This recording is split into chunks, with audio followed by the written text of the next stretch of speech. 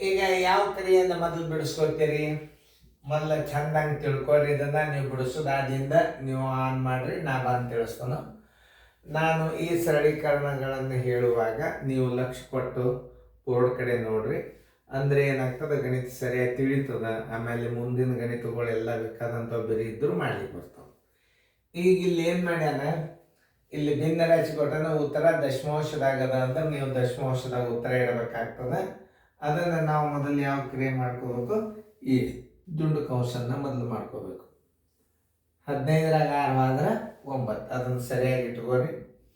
3.23 plus 1.12 minus 0.875 plus 8. ಇದಕ್ಕೆ ಚಿಹ್ನೆ ಇಲ್ಲ ಅಂದ್ರೆ ಏನು, ಗುಣಾಕಾರ ಹಾಕೋದು. ಈ 8ಕ್ಕೆ ಈ ಕಂಸದ ಅಂತಂದ್ರೆ ಗುಣಾಕಾರ ಹಾಕೊಂಡು 15ರಾಗ 6 ಆದ್ರೆ 9 ಬಾತಿಗೋದು. ಈಗ ಈ ಕ್ರಿಯೆ ಮೊದಲು ಮಾಡ್ಕೋಬೇಕು ನೋಡಿ. ಹಚ್ಚುವ 3.23 ಪ್ಲಸ್ 1.12 ಮೈನಸ್ 0.875 ಪ್ಲಸ್ 8.972. ಈಗ ಈ ಪ್ಲಸ್ಗಳನ್ನು ಒಂದು ಕಡೆ ತಗೋಬೇಕು, ಈ ಮೈನಸ್ ಒಂದು ಕಡೆ ತಗೋಬೇಕು. ಅಂದ್ರೆ 3 3 9. ಈಗ 3 3 9 1 2 11 3 ಪ್ಲಸ್ 2 2 1 3 2 ಪ್ಲಸ್ 72 ಪೂರ್ಣ ಸಂಖ್ಯೆ ಅದಂದ್ರೆ ಛೇದ ಎಷ್ಟು ಇಟ್ಕೋಬೇಕು, 1 ಇಟ್ಕೋಬೇಕು. ಇದನ್ನ ನೆನ್ಪಿಟ್ಕೊಡ್ರಿ. ಆಮೇಲೆ ನೋಡಿ ಬರೋಬರಿ 11 3 ಸರಿಯಾಗಿ ನೋಡ್ಕೋರಿ, ಚಂದಂಗೆ ನೋಡ್ಕೋರಿ ಗಣಿತಗಳನ್ನು. ಯಾಕಂದ್ರೆ ಇಂಥವು ಭಾಳ ಕಾಂಪ್ಲಿಕೇಟೆಡ್ ಇರ್ತಾವ ಗಣಿತಗಳು. ಚಂದಂಗೆ ನೋಡ್ಕೊರಿ, ನಾ ಹೆಂಗೆ ತಿಳಿಸ್ಲಿಕ್ಕತ್ತನು. ಇಟ್ಕೋರಿ. ಬರೋಬರಿ 11 3 ಪ್ಲಸ್ 3 2 ಪ್ಲಸ್ 72 ಸರಸ್ವಲೆ 1. LCM ಎಷ್ಟಾಗ್ತದೆ ನೋಡ್ರಿ, 6 3 2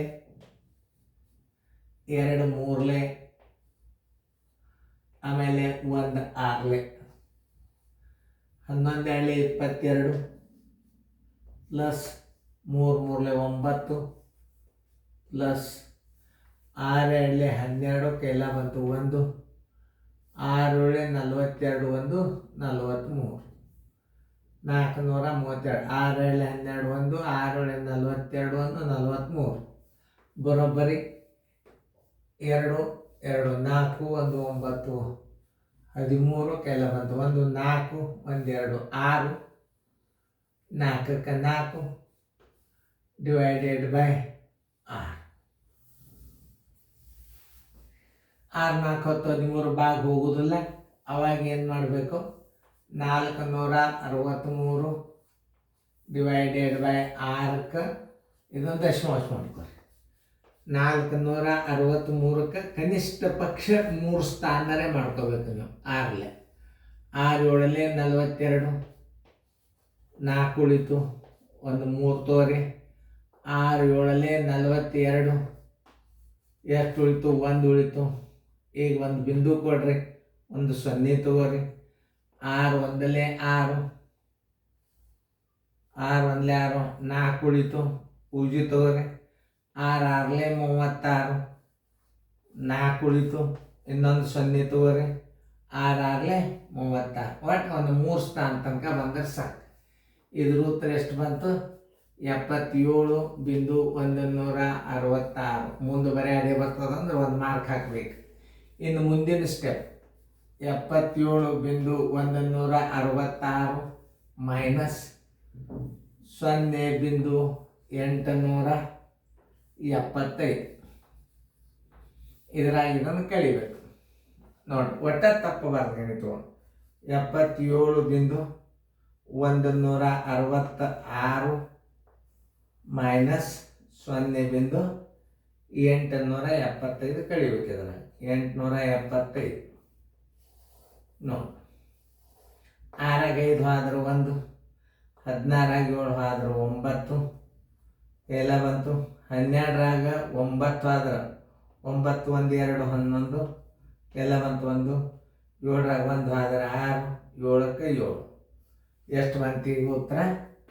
76.291.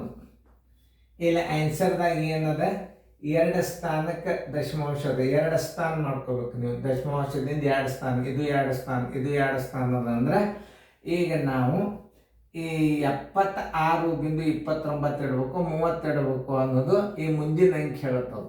ಇದನ್ನು ತಿಳ್ಕೊಬೇಕು ನೀವು. 29 ಇಡಬೇಕು, ಯಾಕಂದ್ರೆ 4ಕ್ಕಿಂತಲೂ ಚಿಕ್ಕದದ. ಯಾವಾಗ 5ಕ್ಕಿಂತಲೂ ಚಿಕ್ಕದಿರ್ತದಲ್ಲ ಅವಾಗ ಇದೆ ಅನ್ಸ್ತು ಇಟ್ಕೋಬೇಕು. 76.29 ಇಟ್ಕೋಬೇಕು.